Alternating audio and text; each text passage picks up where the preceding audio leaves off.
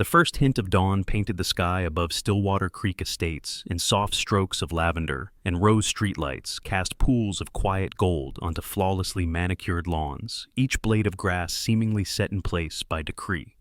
The air was cool and still, carrying the faint scent of damp earth and blooming jasmine, the manufactured tranquility of wealth.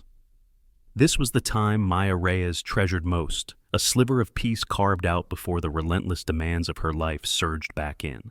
At 16, Maya felt the weight of expectations, like a physical burden, the pressure cooker of advanced placement classes at Northgate High, the looming specter of college applications with their impossible essays and the unspoken hopes of her accomplished parents pressed in from all sides. But here on the empty asphalt ribbon, winding through the sleeping estate, she found her release. Her sneakers hitting the pavement were a steady rhythm section, a counterpoint to the anxious drumbeat in her chest. The cool air filling her lungs felt like freedom itself, a brief essential escape into the simple mechanics of motion. This morning routine was more than just exercise. It was her sanctuary. She rounded a familiar bend, the towering oak trees forming a natural canopy overhead. A light flickered on in the kitchen window of Mrs. Gable's colonial house. The elderly woman was often up early, tending to her prize-winning roses. Maya offered a small wave, even though she knew Mrs. Gable likely couldn't see her yet, a silent acknowledgement of shared early morning solitude. Further down, however, as she passed the imposing facade of the Croft residence, she caught a flicker of movement behind a heavy velvet curtain on the second floor, a subtle twitch, as if someone was watching, observing. Maya pushed the unsettling feeling away. Paranoia, she told herself. No one cared about a girl running before sunrise. For these precious moments, the only thing that mattered was the steady cadence of her feet, the burn in her muscles, and the quiet promise of the rising sun, chasing away the lingering shadows. She pushed a little harder, embracing the solitude, unaware that the carefully curated piece of Stillwater Creek was about to be shattered and her sanctuary violated in a way she could never have imagined. Maya was lost in the rhythm, the steady beat of her feet, a familiar comfort when the world exploded in jarring flashes of red and blue. A sudden burst of light sliced through the pre-dawn gloom, reflecting off the wet lawns and temporarily blinding her. The sharp electronic chirp of a siren followed, cutting through the quiet like a physical blow. She skidded to a halt, sneakers scraping against the asphalt, her heart instantly pounding, not from exertion, but from a sudden cold shock.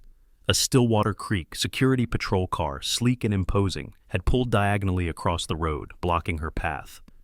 The driver's door opened, and a man in a crisp security uniform stepped out. Officer Miller, his name tag read. He was broad-shouldered, with a neatly trimmed mustache and eyes that swept over Maya with an unnerving mixture of boredom and suspicion. He didn't approach immediately, but stood by his car, arms crossed, letting the flashing lights and the silence do the intimidating work. "Hold it right there," he commanded, his voice flat, but carrying easily in the still air. "Hands where I can see them." Maya's hands shot up instinctively, palms forward. What's going on?" Her voice sounded thin, unfamiliar even to herself. I'm just running." "Just running," Miller echoed, tilting his head slightly. His gaze flickered over her running shorts and hoodie. "Getting a lot of calls about suspicious activity around here. Early mornings. Trespassing." "Trespassing? This is a public road," Maya protested, trying to keep her voice steady, though a tremor of disbelief and fear ran beneath it. "I live 2 blocks away in the Glen." The Glen was technically part of Stillwater Creek, but distinctly less grand than the main estate section. Before Miller could respond, the soft crunch of expensive loafers on the asphalt announced another arrival. Eleanor Croft emerged from the shadows near her property line, draped in a cashmere robe, her expression one of cool, unquestionable authority. She was the HOA president, a woman whose perfectly composed demeanor always felt like a carefully constructed fortress. She nodded curtly at Miller, a silent acknowledgement that confirmed Maya's sinking feeling. This wasn't random. "Thank you for the prompt response, Officer Miller," Eleanor said, her voice smooth as silk, but with an underlying edge of steel. She turned her gaze to Maya, and it felt like being appraised under a microscope. "We have certain community standards here, young lady, and rules about loitering, especially by those who clearly don't reside within the immediate estates." "I told him I live right over." Maya began gesturing vaguely. Eleanor cut her off with a small, dismissive wave of her hand. That doesn't grant you access to run through our private sections at all hours, she stated coolly, ignoring the fact that the road was maintained by the county. The HOA has jurisdiction here, and we don't tolerate suspicious behavior that might disturb the residents. The way she said suspicious behavior, letting her eyes linger on Maya's simple running attire, made Maya's stomach clench. It wasn't just about running, it was about who she was running here. The implication was clear, cold and deeply unfair. Maya felt a storm of anger and helplessness brew inside her, trapped between the officer's impassive stare and Eleanor Croft's icy certainty. "But I do live here," Maya insisted, her voice rising slightly, despite her efforts to stay calm. 14, Willow Lane in the Glen section. "You can check." She looked pleadingly at Officer Miller, hoping for a sign of reason. A flicker of doubt in his eyes. Eleanor Croft let out a small, condescending sigh, as if dealing with a particularly stubborn child. "The Glen has its own designated paths. Dear, this area," she gestured vaguely around the pristine street, "is reserved. We've had far too many instances of unfamiliar individuals causing disturbances. Officer Miller is simply following protocol based on resident complaints." She directed a pointed look at Miller, a clear signal. Officer Miller seemed to hesitate for only a fraction of a second, perhaps weighing the absurdity of arresting a teenager in running clothes against the imposing certainty of the HOA president standing beside him. Certainty won. He straightened up, his face settling back into an impassive mask. "All right, turn around. Place your hands behind your back." "What? No." "Are you serious?" Maya recoiled, disbelief turning into raw panic. "You can't arrest me. I haven't done anything wrong." "Failure to comply will only make things worse," Miller stated flatly, reaching for his handcuffs. Tears pricked at Maya's eyes, hot and sharp. This wasn't happening. It couldn't be. But Miller's hand was firm on her arm, turning her around. Then came the cold, metallic bite around her wrist. Click, followed by the other. Click. The weight of the steel felt impossibly heavy, anchoring her to this nightmare. Humiliation washed over her as Miller guided her towards the patrol car, Eleanor Croft watching with that same infuriatingly calm, satisfied expression, as if she had just successfully pruned an errant branch from her perfect garden. The ride to the local police precinct was short, but felt like an eternity. Maya sat rigidly in the back, the plastic seat hard beneath her. The flashing lights, now viewed from inside, cast disorienting strobes across her face. The silence in the car was thick, broken only by the crackle of the radio.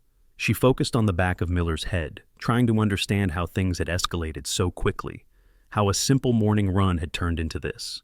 At the station, the process was a blur of fluorescent lights, indifferent faces, and the sharp, stinging smell of industrial disinfectant layered over stale coffee and sweat. No one seemed particularly interested in her protests or explanations. She was just another piece of paperwork, another body to process. Then a heavy metal door clanged open, and she was led into a small gray holding cell. The door shut behind her, with a sound that echoed in the sudden stillness. Clang. Sino cold seeped up from the concrete floor, through the thin soles of her running shoes. A hard, unforgiving bench was bolted to the wall. The air was thick with the smell of disinfectant, and something else, something stale and vaguely human. A single fluorescent light flickered overhead, buzzing like a dying insect, casting jerky, unsettling shadows on the cinderblock walls. Maya wrapped her arms around herself, trying to ward off a chill that was more than just physical fear. Cold and absolute threatened to overwhelm her. She squeezed her eyes shut, forcing herself to breathe, drawing on the discipline her running had taught her. In through the nose, out through the mouth, slow, steady. But even with her eyes closed, the image of Eleanor Croft's smug face was burned into her mind. Time seemed to stretch and warp in the confines of the holding cell. Maya had no idea how long she'd been sitting there, tracing the cracks in the concrete floor with her eyes, when the heavy door finally scraped open again. It was Officer Miller, his expression unchanged, utterly indifferent. "All right, you get one phone call," he stated, gesturing with his chin towards a clunky utilitarian phone mounted on the wall outside the cell. He unlocked the door, but stood there, arms crossed, observing. Maya's legs felt stiff and shaky as she pushed herself off the bench. Walking towards the phone felt like wading through thick mud. Her fingers trembled as she picked up the cold, greasy receiver and punched in her home number, each beep echoing loudly in the quiet corridor. The rings felt agonizingly slow, each one tightening the knot of fear in her stomach. One ring, two, three. Please pick up. Please pick up. Vance residence, a familiar deep voice answered. Her father. Dad. Maya choked out tears instantly, welling up again, blurring her vision. Dad, it's me. Maya, what's wrong? Where are you? His voice, initially warm, sharpened immediately with concern. I got arrested, she sobbed, the words tumbling out in a rush. Running near Mrs. Croft's house, they said. Trespassing, Dad. I didn't do anything. This lady Eleanor Croft, she called them. And the officer. There was a fractional pause on the other end, but not one of shock or panic. It was something else, a sudden intense focus that Maya could feel even through the phone line. When her father spoke again, his voice was different, unnervingly calm, stripped of emotion, low and measured like polished steel. It was the voice he used in court, the one that could silence a room. Maya, listen to me carefully. He said, the steadiness itself, a strange contrast to her turmoil. Who called the police? Eleanor Croft, the HOA president.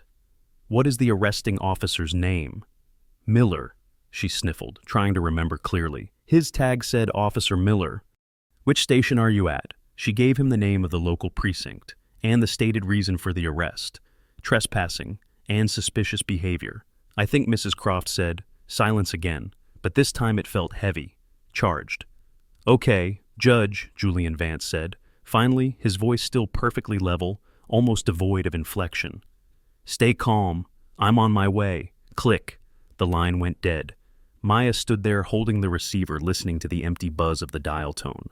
He hadn't yelled, hadn't panicked, hadn't even sounded particularly angry, just that chilling absolute calm. It should have been reassuring, but instead a different kind of fear trickled down her spine.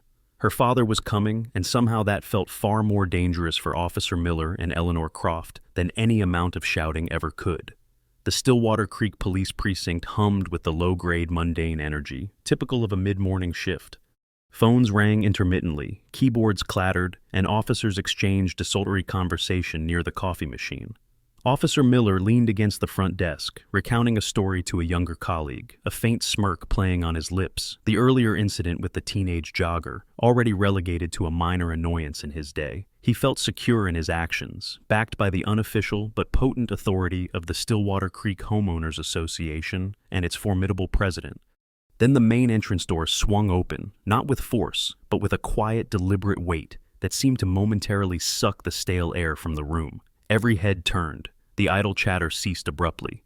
Mid-sentence, officers who had been slouching in their chairs suddenly straightened their spines. The clatter of keyboards paused. The low hum of the station was replaced by a sudden electric silence. Standing framed in the doorway was a man who commanded attention without uttering a sound.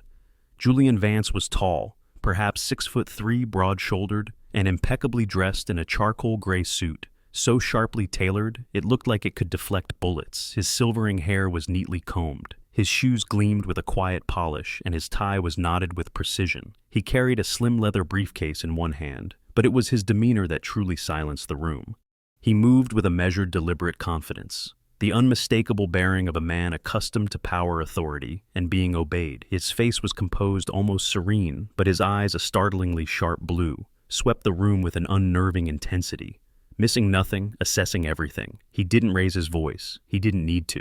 His mere presence shifted the atmosphere, charging it with a tension that was almost palpable. The officers exchanged wary glances, a silent question passing between them. Who is this guy? Judge, Vance's gaze scanned the room until it landed on Officer Miller, still leaning against the desk.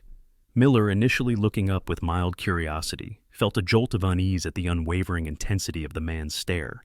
There was something vaguely familiar about the face, but he couldn't immediately place it. Then the officer beside Miller drew a sharp, almost inaudible breath and muttered a name under his breath, a name that carried immense weight in legal and political circles throughout the state. Judge Vance, Federal Judge Vance. The name hit Miller like a physical blow. Recognition flooded his features, followed instantly by a wave of icy dread. The casual smirk vanished, replaced by a sudden sickly pallor. His posture went rigid, his hands falling awkwardly to his sides. He felt a bead of sweat trickle down his temple, This wasn't just some angry parent. This was the Judge Vance, a man known for his sharp intellect, his intolerance for incompetence, and his power to dismantle careers with a few carefully chosen words or a single phone call.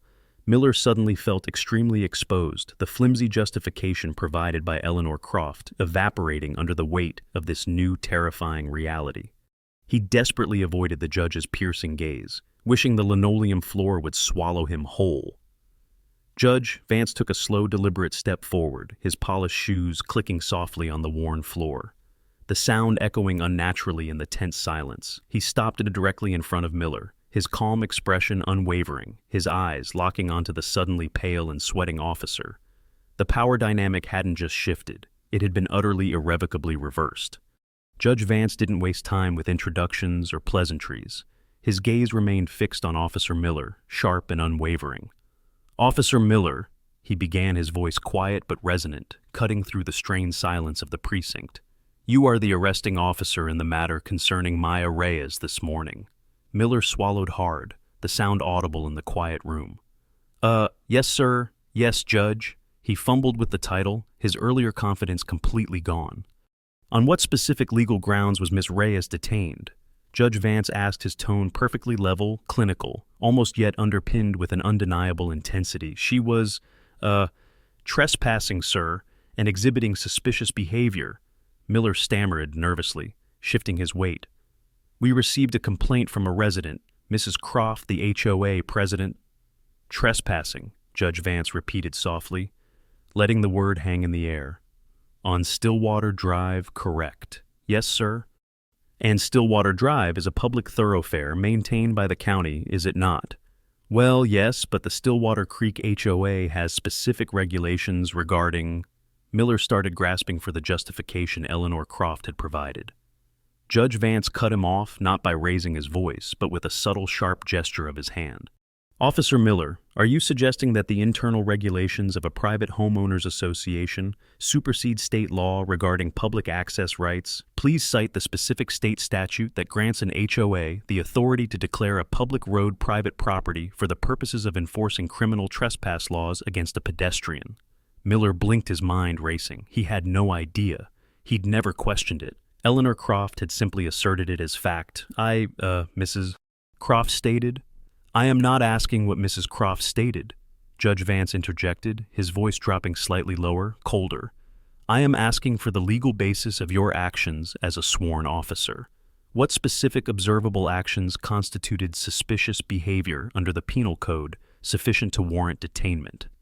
"She was running early," Miller offered weakly, acutely aware of how flimsy it sounded, under the judge's dissecting gaze, in an area where we've had complaints before. "Running," Judge Vance echoed again, tilting his head slightly. "Wearing athletic attire on a public road. Does that meet the legal definition of suspicious behavior justifying an arrest in this state, officer? Or does it perhaps more closely resemble constitutionally protected freedom of movement?" He paused, letting the question sink in. "Was Miss Reyes observed committing any crime? Damaging property? Attempting to enter a residence?" "No, sir, but Mrs. Croft filed a complaint." Judge Vance finished for him, his eyes narrowing almost imperceptibly. "A complaint based, it seems, on no discernible violation of law which you acted upon without verifying its legal merit, resulting in the unlawful detainment of a minor citizen." Each word was delivered with surgical precision. Miller felt sweat gathering under his uniform collar. He risked a quick glance at the other officers. They were all studiously avoiding his gaze, pretending to be absorbed in paperwork. No help would come from them. They knew Miller was adrift without a legal paddle. Judge Vance straightened slightly, adjusting his cufflink, a small, deliberate movement that somehow amplified the pressure in the room. "Officer Miller, you have unlawfully detained my daughter based on the legally baseless complaint of a private citizen apparently enforced due to HOA preference rather than actual law now." His voice lost the last vestiges of questioning patience, replaced by quiet, unshakable command. "Release her immediately." Officer Miller visibly flinched at the quiet command. Without another word, he turned sharply and walked down the short corridor to the holding cell where Maya waited. The metallic scrape of the key turning in the lock echoed loudly, followed by the groan of the heavy door swinging open. Maya emerged blinking in the slightly brighter light of the main precinct area. Her running clothes were slightly rumpled, her face pale and tear-streaked, but her chin was held high. Her eyes immediately found her father standing tall and composed near the front desk. As their gazes met, a complex mix of relief, lingering fear, and a spark of defiance flickered across her face. She had been terrified and humiliated, but seeing her father there radiating quiet power anchored her. Judge Vance's stern expression softened, almost imperceptibly, as he looked at his daughter. For a fleeting moment, the formidable judge vanished, replaced by a concerned father. He stepped forward, placing a reassuring hand briefly on her shoulder. "Are you all right, Maya?" he asked, his voice low and gentle. Meant only for her. Maya nodded, unable to speak past the lump in her throat, but she met his gaze directly. The silent message was clear. She was shaken but not broken. "Go, wait in the car, sweetheart," he instructed quietly, subtly directing her towards the main entrance with a slight pressure on her arm. "I need to handle a few things here." He watched her walk away, her back straight, despite the ordeal, before turning his attention back to the room, his judicial mask firmly back in place. His gaze settled once more on Officer Miller, who stood uncertainly near the empty holding cell. The tension in the station, which had momentarily eased with Maya's release, snapped back into place, taut and expectant. The other officers remained unnaturally still. "Officer Miller," Judge Vance said, his voice returning to its measured, commanding tone. "Get on your radio, instruct dispatch to contact Eleanor Croft of the Stillwater Creek HOA. Inform her that her presence is required at this precinct immediately to discuss the complaint she filed this morning." He paused, letting the weight of the instruction settle. "Ensure she understands it is not a request." Miller swallowed again, nodding quickly. He knew arguing was futile. As he reached for his radio, the remaining officers exchanged uneasy glances. They all sensed it. The situation wasn't over. Judge Vance wasn't just here to retrieve his daughter. He was here to address the root cause. And the storm he had brought with him was far from finished. Less than 20 minutes later, the precinct doors opened again. Eleanor Croft swept in, dressed now in tailored slacks and a silk blouse. Her demeanor one of practiced poise, though a faint line of irritation creased her brow. She clearly viewed this summons as an inconvenience, an interruption to her carefully managed schedule. Her eyes scanned the room, briefly dismissing the uniformed officers before settling on Judge Vance. She seemed to assume he was merely an overreacting parent she needed to placate with some firm talk about community rules. "Judge Vance, I presume?" She began, stepping forward with an air of authority. She wore like expensive perfume. Her tone was smooth, carrying the implicit assumption that she was in charge of this interaction. "I understand there has been some sort of misunderstanding regarding this morning's incident. While I appreciate your concern as a father, Stillwater Creek has procedures, and your daughter, Mrs. Croft," Judge Vance cut her off mid-sentence. His voice wasn't loud, but it sliced through her practiced preamble with the chilling finality of a gavel strike. The abruptness, the lack of deference clearly startled her. Her mouth snapped shut, her eyes widening slightly in surprise. Judge Vance took a step closer, maintaining a calm, almost unnervingly still posture. "Let's dispense with the notion that this is a misunderstanding about community procedures," he continued, his voice low and cold. "You contacted law enforcement this morning and filed a complaint alleging criminal trespass and suspicious behavior against a minor, Maya Reyes.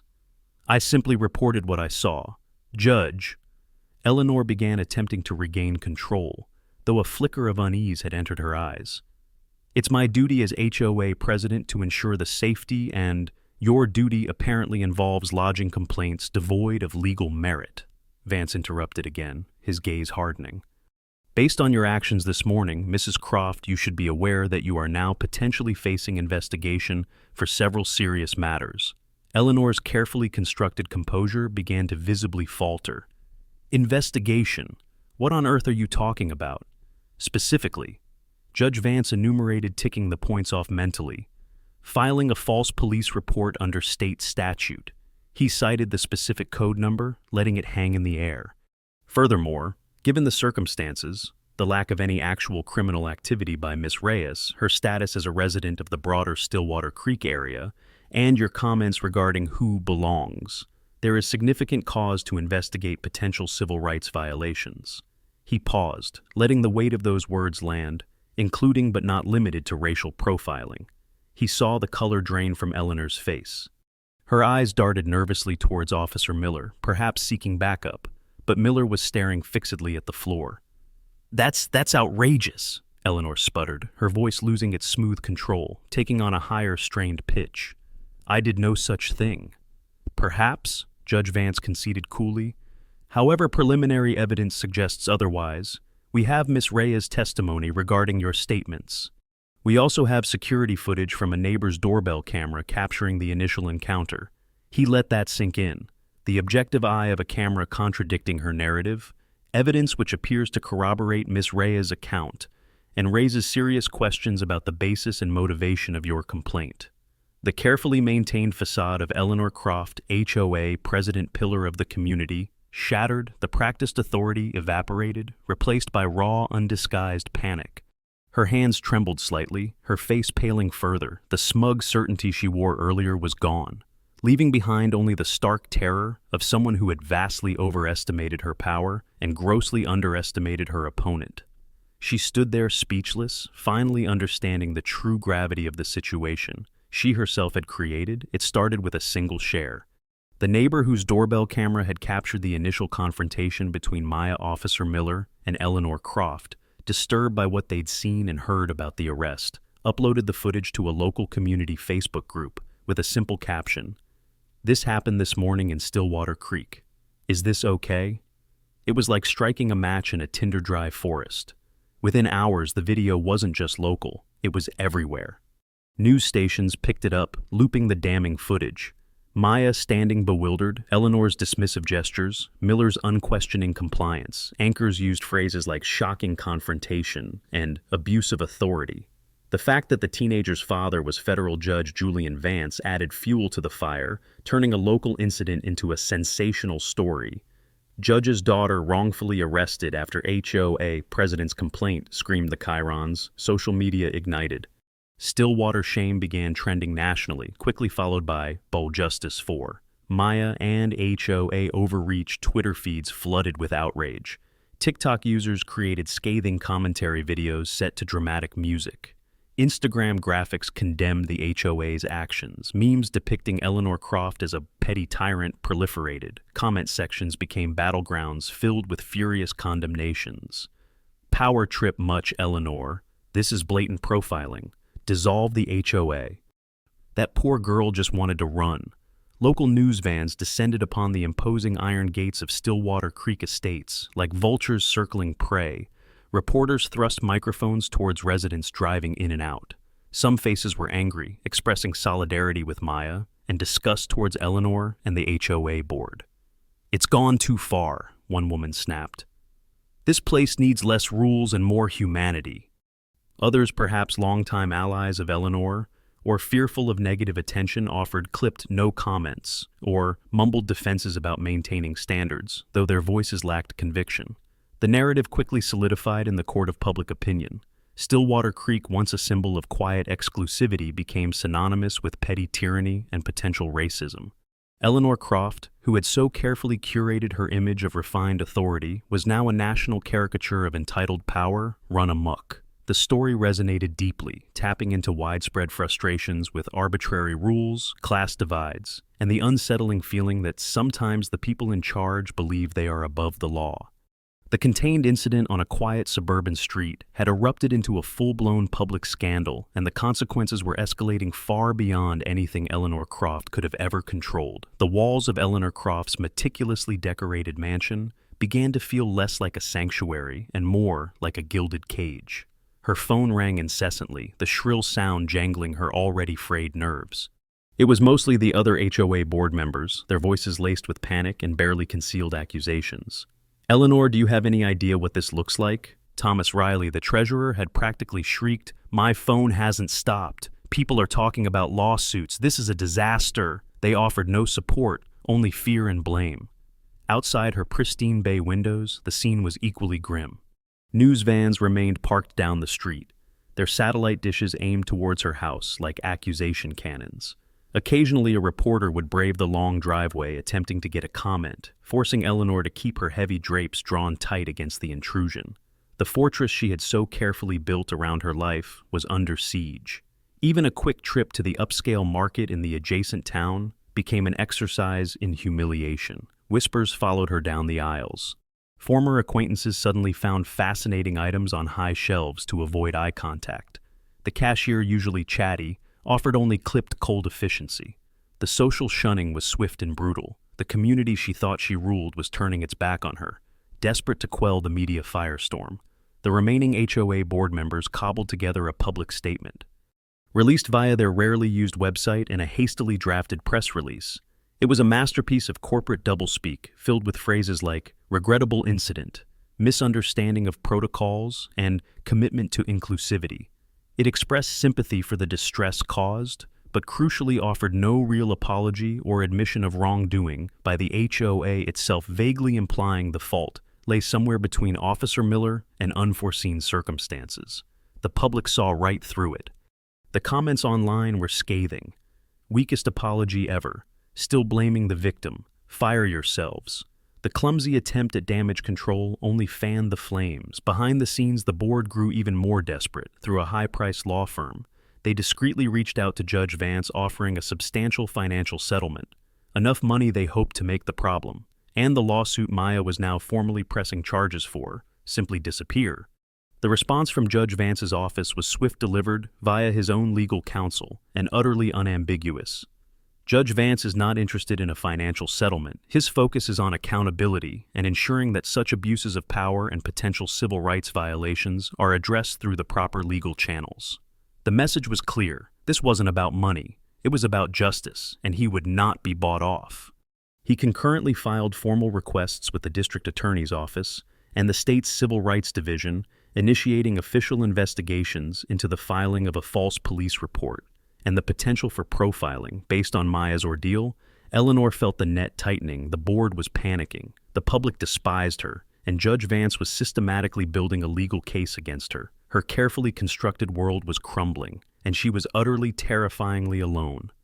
The remaining members of the Stillwater Creek HOA board saw only one path forward: self-preservation, cornered by relentless negative press, furious residents demanding answers, and the chillingly methodical legal pressure initiated by Judge Vance. Their loyalty to Eleanor Croft evaporated like morning mist. In hushed, frantic phone calls and terse emails, a consensus formed, ugly but unanimous. Eleanor had to go. She had become radioactive, a liability they could no longer afford. It was her fault, they told each other, conveniently forgetting their own complicity and silent approval of her past actions. She had acted alone. She had overstepped. She was the problem. Their decision made, they acted swiftly. The same law firm that had attempted the failed settlement offer was tasked with drafting a new press release. This one wasn't clumsy or vague. It was surgically precise. It announced, effective immediately, Eleanor Croft's removal from her position as president and member of the Stillwater Creek Homeowners Association board. The statement emphasized that her actions on the morning of Maya Reyes' arrest were taken unilaterally and without the board's prior knowledge or approval, directly contradicting established HOA protocols. It concluded with a renewed, though equally hollow, commitment to community harmony and adherence to the law. They threw her under the bus with ruthless efficiency. The news hit the local media outlets just before the evening broadcasts. Eleanor saw it first as a push notification on her tablet, which lay on the polished surface of her granite kitchen island. Stillwater Creek HOA removes President Eleanor Croft, amid controversy. The headline blared, her breath caught in her throat. Clicking the link, she read the cold, formal language of the press release, the carefully crafted sentences painting her as a rogue agent, solely responsible for the firestorm engulfing them all. A wave of disbelief washed over her, quickly followed by a surge of icy fury. Thomas Riley, who had practically fawned over her suggestions just weeks ago. Sarah Chen, who had always backed her play on stricter regulations. They had all signed off on this, betrayed, abandoned, sacrificed. She stood alone in her vast, silent kitchen, the perfect lighting reflecting off surfaces that suddenly felt cold and alien. The carefully curated world she had built, the power she had wielded within this community. It had all crumbled, and the final blow hadn't come from Judge Vance or the angry public, but from the very people she had once commanded. The ultimate betrayal left a bitter taste in her mouth, colder and sharper than any legal threat. The conference room air was thick with the scent of expensive leather and stale tension. Sunlight streamed through the large window overlooking the city skyline, but it did little to warm the sterile atmosphere. Eleanor Croft sat at one side of the gleaming mahogany table, flanked by her weary-looking attorney. Opposite them sat Maya's civil lawyer and a stern-faced assistant district attorney. At the head of the table, observing silently, sat Judge Julian Vance. He wasn't presiding, nor was he acting as legal counsel, but his presence lent an undeniable weight to the proceedings, a quiet insistence that this matter be concluded justly and definitively. Eleanor looked profoundly diminished. The impeccable tailoring of her clothes couldn't hide the exhaustion etched onto her face or the slight tremble in her hands resting in her lap. Her eyes, once sharp and commanding, were downcast, avoiding contact with anyone, particularly Judge Vance. The arrogance and certainty that had defined her were gone, replaced by a fragile, brittle shell. The lawyers did most of the talking, their voices low and professional, finalizing the details of an agreement hammered out over weeks of tense negotiation. It wasn't a dramatic courtroom verdict, but a calculated, crushing resolution. The terms were laid out starkly on the documents spread across the table. A substantial, non-negotiable financial settlement paid directly to Maya Reyes for damages including emotional distress, defamation, and violation of civil rights. A carefully worded public statement drafted by both sides' counsel, acknowledging the lack of legal basis for the initial complaint and apologizing for the harm caused. A humiliating retraction for Eleanor. Crucially linked to the civil settlement was an agreement regarding the criminal investigation. To avoid a potentially damaging public trial for filing a false police report, Eleanor had agreed to plead no contest to a lesser charge, likely related to misuse of emergency services or disorderly conduct, accepting probation and mandatory community service. It was legal maneuvering, but the outcome was clear, an official mark on her record, an undeniable consequence. Throughout the discussion, Judge Vance remained largely silent, his expression impassive. He interjected only once, asking Maya's lawyer to clarify a specific point regarding the public statement's dissemination, ensuring it would adequately clear Maya's name. His quiet vigilance ensured that, while the process was a negotiation, the outcome reflected the severity of Eleanor's actions. He was there to witness accountability. Finally, it was time. Eleanor's lawyer slid the thick stack of documents in front of her. She stared at the signature lines, her breath shallow. This was it. The final formal acknowledgement of her downfall. The legal cementing of her disgrace. Her hand shook visibly as she picked up the heavy pen. With a deep, shuddering breath, she signed each page. Her movement stiff, mechanical. The scratching of the pen on paper was the loudest sound in the room. Once it was done, she seemed to deflate further. Her lawyer gathered the documents quickly. The ADA offered a curt nod. The meeting concluded with a minimum of ceremony. Eleanor rose unsteadily, avoiding everyone's eyes, and allowed her lawyer to guide her from the room. A ghost of her former self, Judge Vance remained seated for a moment after they left. His gaze distant, justice hadn't been loud or theatrical, but it had been served. The system pushed into action had held power accountable. The fallout from Eleanor Croft's downfall wasn't just legal, it was communal. The scandal had ripped the veil off Stillwater Creek's placid facade, exposing the resentments that had simmered beneath the surface for years under the HOA's iron-fisted rule. Emboldened by Maya's ordeal and Judge Vance's unwavering stance, residents began talking, organizing, questioning why they needed an association that seemed to cause more division than harmony. A special community meeting was called, held not in the now-tainted former HOA office, but in the open air of the neighborhood park. The turnout was unprecedented. People who hadn't spoken in years stood side by side, united by a common goal. The air buzzed with anticipation and a sense of shared purpose. After years of feeling dictated to the residents, we're finally ready to take back control, Mrs. Gable, Maya's elderly neighbor, known for her prize-winning roses, stood up, her voice surprisingly firm. For years, she began, we've let a small group tell us what color our doors can be, whether our children can have a basketball hoop, or where our guests can park. We've paid fees for rules that often felt arbitrary and unfair. This recent incident, she paused, glancing towards Maya, who stood quietly with her father near the edge of the crowd, has shown us the danger of unchecked authority. I propose we dissolve the Stillwater Creek Homeowners Association entirely. A wave of murmurs swept through the crowd, quickly followed by applause. The motion was formally seconded. When the vote was called, the result was overwhelming. Hands shot up across the park, a sea of decisive agreement. The final tally announced minutes later showed nearly 90% in favor of dissolution. A collective cheer erupted, a sound of pure relief and liberation echoing through the trees. People hugged, laughed, and shook hands. It felt like a weight had been lifted from the entire neighborhood. The iron grip was broken. Almost immediately, small acts of joyful rebellion began. Someone drove home and defiantly parked their pickup truck, long banned by Eleanor's aesthetic rules. In their own driveway, a family brought out a brightly colored plastic flamingo lawn ornament and planted it firmly near their mailbox. Down the street, the unmistakable sound of a basketball bouncing on asphalt rang out as a long forbidden portable hoop was rolled out of a garage. Stillwater Creek was breathing again, reclaiming its identity not as a set of rigid rules, but as a community of individuals finally free to simply live. Several weeks had passed since the decisive vote that dismantled the Stillwater Creek Homeowners Association. The transformation, subtle at first, was now undeniable. As Maya Reyes ran her familiar route in the cool pre-dawn light, the neighborhood felt different, lighter, somehow more authentic.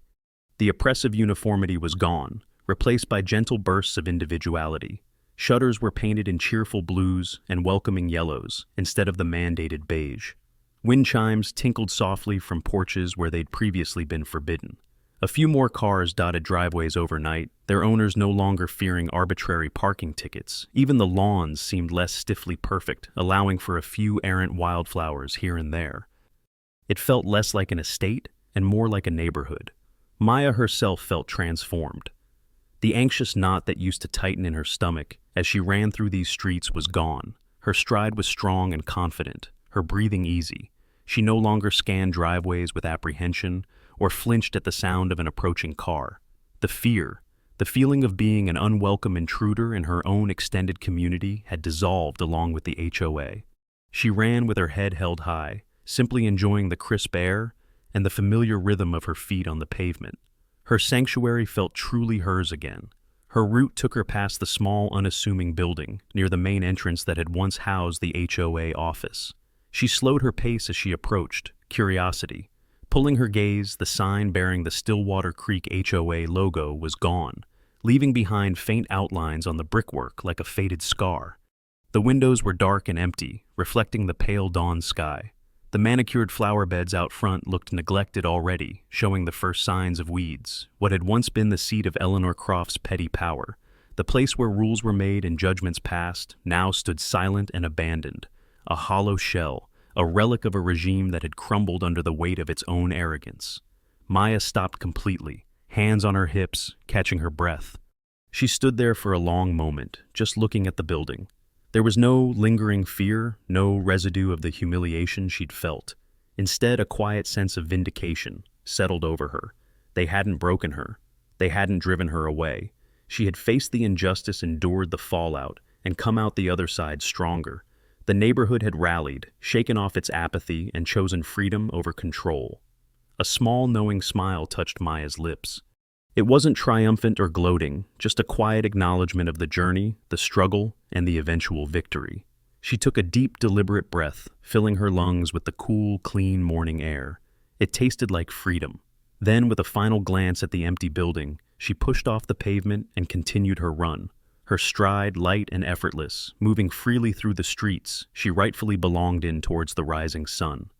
This compelling story offers powerful life lessons we can all apply.